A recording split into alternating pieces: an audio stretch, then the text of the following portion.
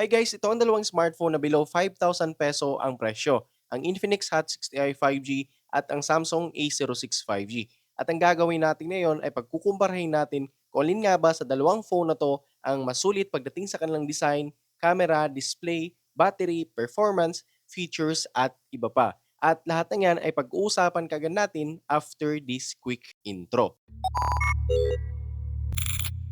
Okay, simulan muna natin sa kanilang inclusions out of the box kung saan dito kay Infinix Hot 60i 5G ay may kasama nitong hard plastic case, USB-A to C cable, 18 watts charging brick, SIM ejector tool, at itong documentations. While dito naman kay Samsung A06 5G ay meron lamang itong USB-C to C cable, SIM ejector tool, and documentations. At maswerte tayo ngayon dahil nung pagkabili natin sa phone na to ay nabigyan pa tayo ng free 25 watts charging brick ni Samsung. Dahil sa ngayon, bihira na lang talaga natin ito makukuha ng libre dahil selected smartphone na lamang ni Samsung sa ngayon ang may free charging brick. Okay, pagdating naman sa design ng dalawang phone na to, makikita natin na halos identical lang naman ang kanilang design dito sa harap. Kung saan makikita natin na pareho ito naka teardrop notch design ang camera which is outdated na talaga yan sa taong 2026. At yung bezel naman nito sa top, side, and chin ay halos pareho lang sa kapal. At dito naman sa back panel, pareho ito na naka-matte finish at parehong may IP rating protection which is IP64 rating ang meron si Infinix Hot 60i 5G at IP54 naman para kay Samsung A06 5G. Now, pagdating naman dito sa ilalim, nandito pareho nakapwesto ang kanilang audio jack, microphone, and Type-C port at pareho lang ito na naka-mono speaker. Nasa bandang itaas nakapwesto yung speaker ni Infinix Hot 60i 5G while nasa bandang ibaba naman ang speaker ni Samsung A06 5G.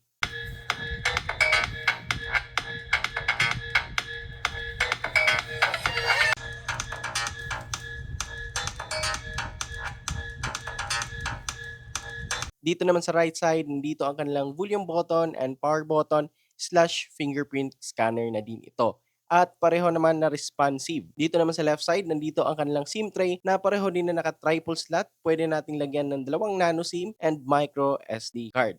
At pagdating sa Wi-Fi connection, pareho namang maganda ang naging result nito. Parehong umabot sa 300 Mbps at 100 Mbps naman kapag sa data connection lamang. Nausapang camera naman tayo sa dalawang phone na 'to. Itong si Infinix Hot 60i 5G ay may 50 megapixel main shooter at yung isang camera naman nito ay ang kanyang auxiliary lens. At dito naman sa harap, ito ay may 5 megapixel selfie camera lamang.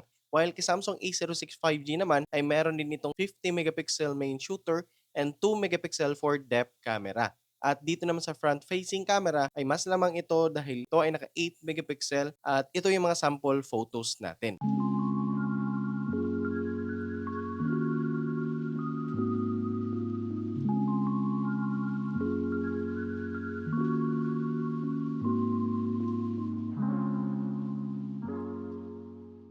Okay, pagdating naman sa video quality ng dalawang phone na 'to, mas nakakalamang naman dito si Infinix Hot 60i 5G dahil kayang mag-record nito ng 1080 at 60 frames per second up to 2K at 30 frames per second. While ka Samsung A06 5G naman ay kaya lamang mag-record nito ng maximum video resolution 1080 at 30 frames per second. Pero pareho ang phone na 'to na walang video stabilization kaya kitang-kita talaga natin na shaky yung video footage ng dalawang phone na 'to. Moving forward naman tayo sa kanilang display kung saan itong si Infinix Hot 60i 5G ay may 6.75-inch IPS display, may 720p resolution and 120Hz max screen refresh rate. Samantala dito naman kay Samsung A06 5G, ito ay may 6.7-inch TLS display, may 720p resolution and 90Hz refresh rate. At base sa pagkukumpara natin dito ay halos the same lang naman ang kanilang display, hindi ganun ka-sharp and vibrant dahil nga sa naka-IPS display lamang at mababa lang yung resolution nito. Pero kung sa Facebook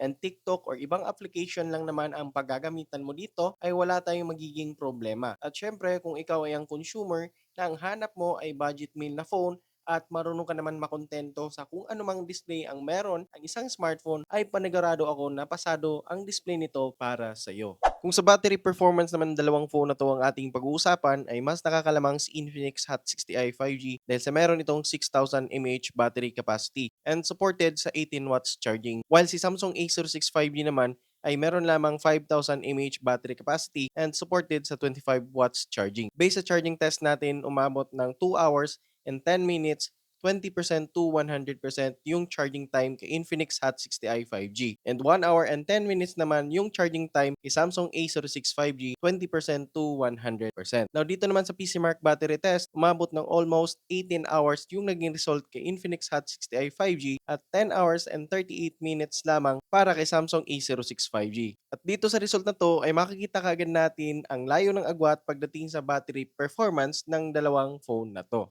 Okay, pag-usapan naman natin ang performance ng dalawang phone na 'to kung saan ay pareho lamang ito na may 4 GB of RAM and 128 GB of internal storage at pareho din ito na may operating system Android 15 out of the box. Yun nga lang pagdating sa Android update and security update, mas nakakalamang si Samsung A06 5G dahil kaya nila na magbigay up to 4 times Android update and security update.